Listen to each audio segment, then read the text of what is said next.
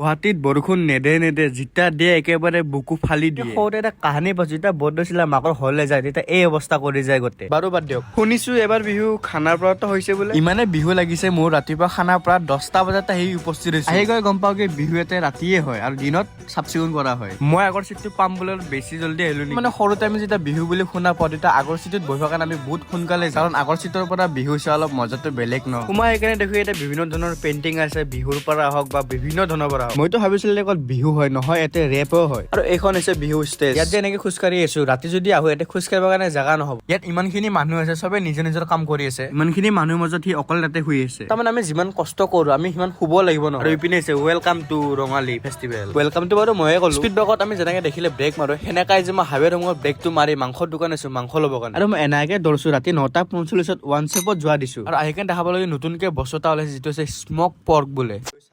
খালো ললো আজি কেনে বাই বাই